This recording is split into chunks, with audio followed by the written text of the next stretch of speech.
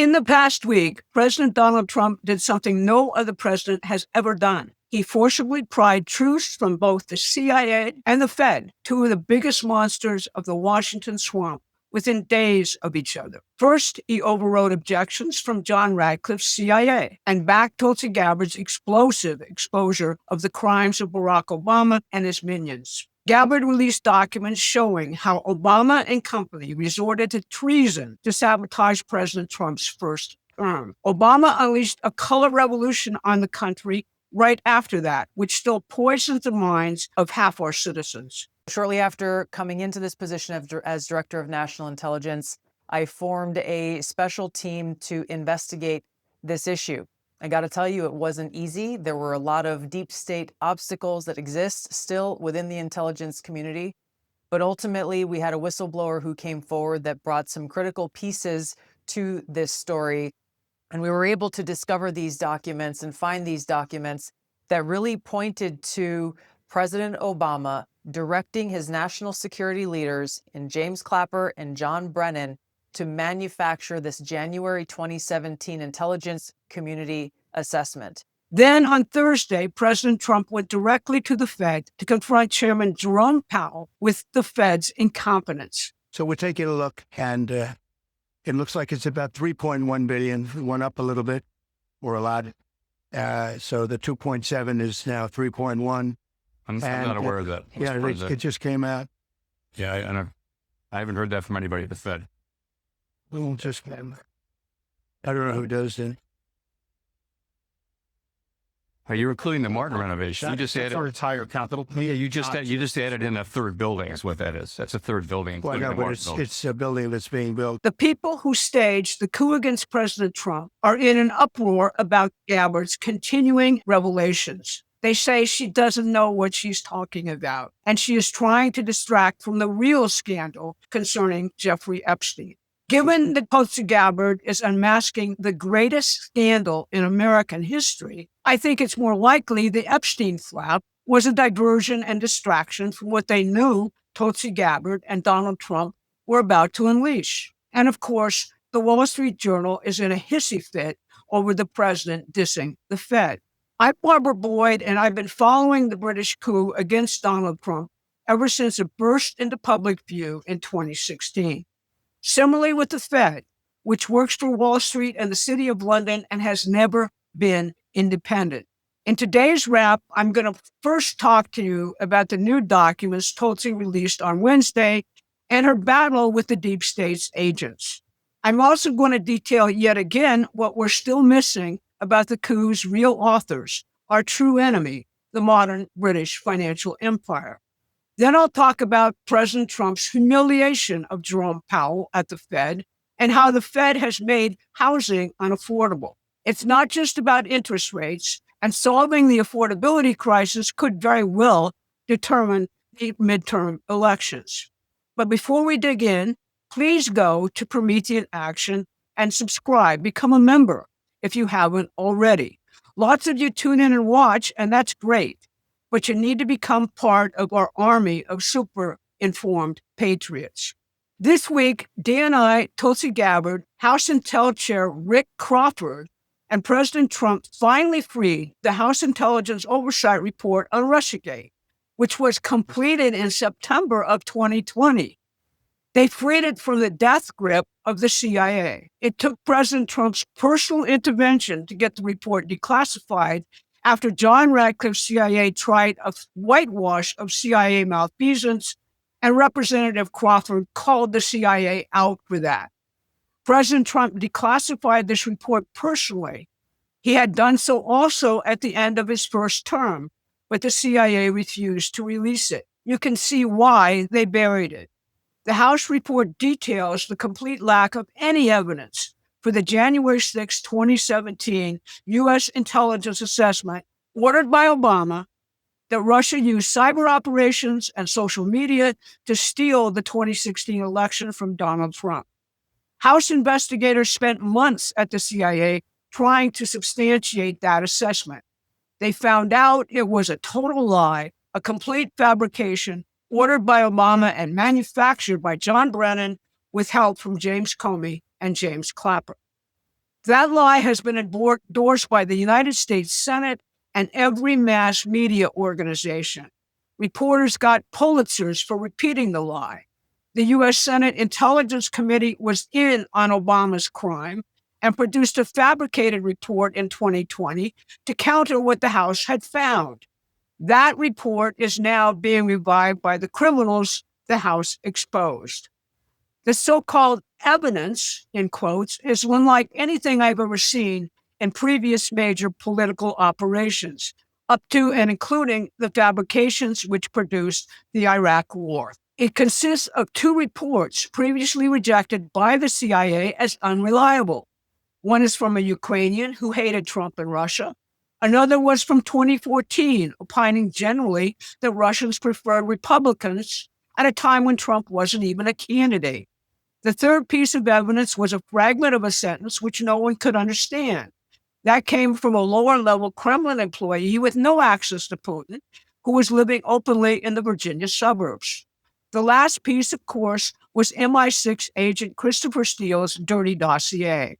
That was, of course, the dirty dossier bought and paid for by Hillary Clinton, which James Comey had called the Crown material.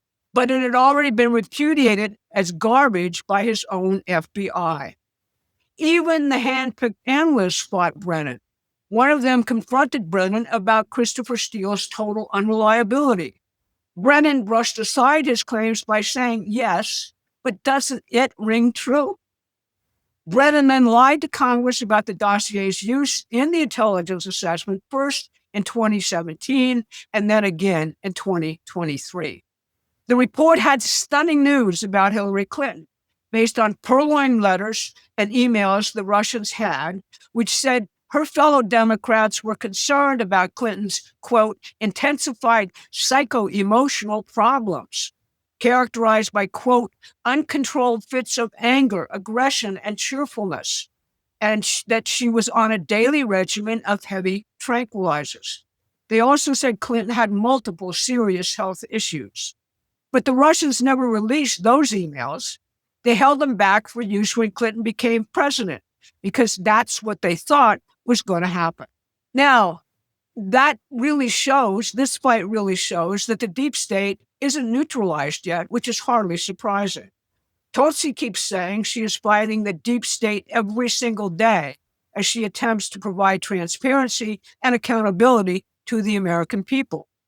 We keep insisting that the heart of the coup against Trump is located with those who instigated the Ukraine coup in 2014, and they are all British imperialists or their American toadies. The Ukraine coup involved perfection of the total, full-spectrum information warfare techniques which have been targeted on the population of the United States ever since Barack Obama's treasonous January 6, 2017 intelligence assessment. Even before the intelligence assessment, the British were dirtying up Trump National Security Advisor Michael Flynn, insisting right after the infamous December meeting at the White House, which gave birth to the fake intelligence assessment, that Flynn was embroiled in an affair with a Russian operative. Victoria Nuland at the State Department and Fiona Hill in Donald Trump's first National Security Council sponsored the British agent Christopher Steele, who worked with them previously on the Ukraine coup.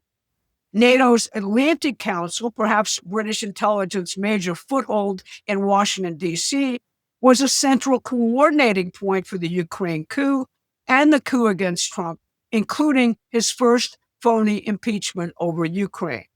But the British role in the coup against Trump, the very prominent Ukrainian role in the coup against Trump, and the roles of other foreign actors is shrouded by classifications and secrecy.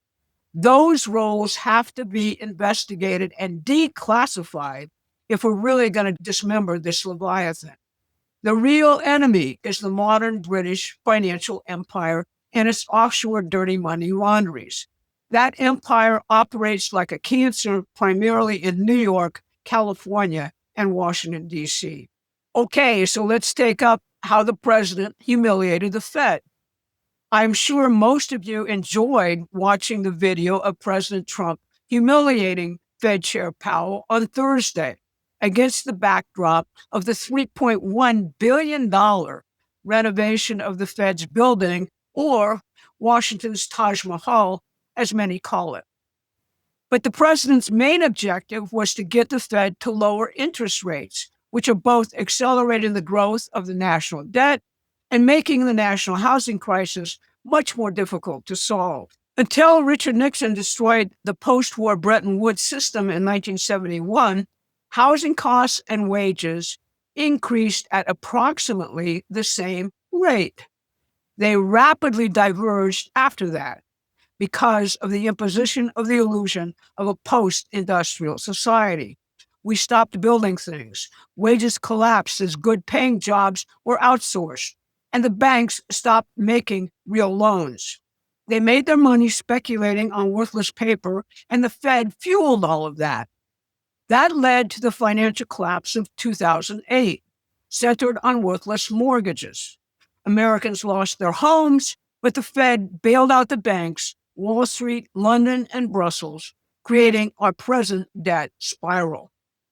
Donald Trump's American system rebuild of a modern, self-sufficient manufacturing and industrial economy will play the major role in reversing this. He has torn up already prohibitive zoning and building regulations. He's released underused federal lands for new housing projects in areas where housing is in critically low supply. And the big, beautiful bill expands low-income housing tax credits. Following the 2008 blowout, the Fed's quantitative easing policy did not result in banks lending out money to build housing or anything else. Instead, they parked the reserves at the Fed, and the Fed paid them 4% interest on those parked funds. That is still the case today, when any rationale for this is non-existent, and the Fed itself is running a $100 billion deficit. Once housing prices recovered from the blowout, the same Fed quantitative easing policy was put into effect during and after COVID, and that resulted in hedge funds and corporations buying up and flipping existing housing stock at higher and higher rates of return. Again, there was no significant lending of funds to build new single-family homes or duplexes. Treasury Secretary Bessent is now calling for an internal review of the Fed's entire failed economic portfolio. That review must lead to banks and other institutions lending funds to build new housing while driving the speculators out of the market. So you can see there's a story behind the story here about the real fight taking place behind the scenes to expose the crimes of our deepest foe, the modern British financial empire. But as Tulsi Gabbard says, you and I have to join her in this fight and push our way to victory by educating everyone we talk to. We premiere our live show on Thursday with Susan Kokinda and I answering your questions and saying who we are. But if you want to help us expand even beyond this, please go to Promethean Action and donate now. Become a subscriber if you haven't already. I'll see you again on Monday. Thanks for watching. Please take a moment and subscribe to our free newsletter at PrometheanAction.com.